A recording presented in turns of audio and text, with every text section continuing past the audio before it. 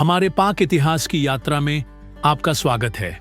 आज हम पंको bread crumbs की कहानी में गोता लगा रहे हैं, एक साधारण सामग्री जिसका एक रोचक इतिहास है।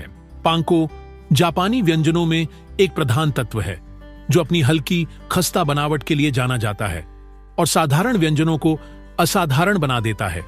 लेकिन क्या आपने कभी सोचा है कि यह कहां से आया? पांको की उत्पत्ति हमें 20वीं शताब्दी में युद्ध और नवाचार के समय में ले जाती है। कहानी 1940 के दशक में द्वितीय विश्व युद्ध के दौरान शुरू होती है। जापानी सैनिक एशिया के विभिन्न हिस्सों में तैनात थे और किसी भी सेना की तरह उन्हें खाना पकाने और भोजन संरक्षित करने का विश्वसनीय तरीका चाहिए था।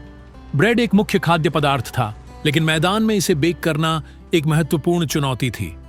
समाधान: बिजली का उपयोग करके एक नवाचारी खाना पकाने की विधि। जापानी सैन्य इंजीनियरों ने खोजा कि आटे में विद्युत प्रवाह पास करके वे बिना ओवन के ही ब्रेड बना सकते थे।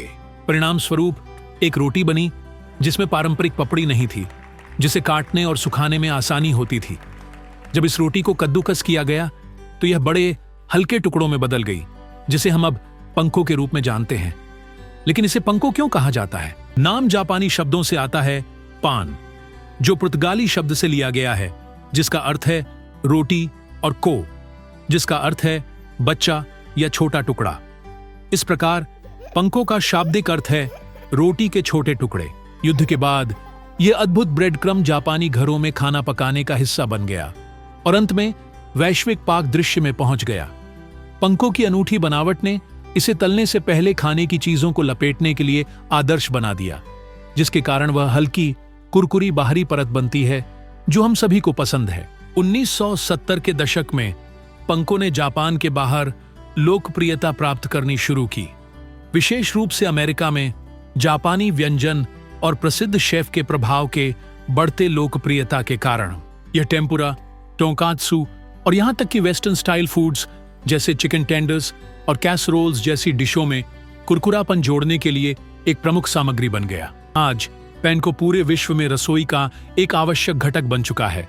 अपनी बहुप्रयोज्यता और पारंपरिक व नवाचारी व्यंजनों में जोड़ा जाने वाला उसकी संतोषजनक कुरकुराहट के लिए प्रिय है। चाहे आप तल रहे हों, बेक कर रहे हों या इसे कैसेरोल के लिए टॉपिंग के रूप में उपयोग कर रहे हों, पांको ब्रेड क्रम्ब ने हर जगह रसोइयों में अपनी जगह बना ली है।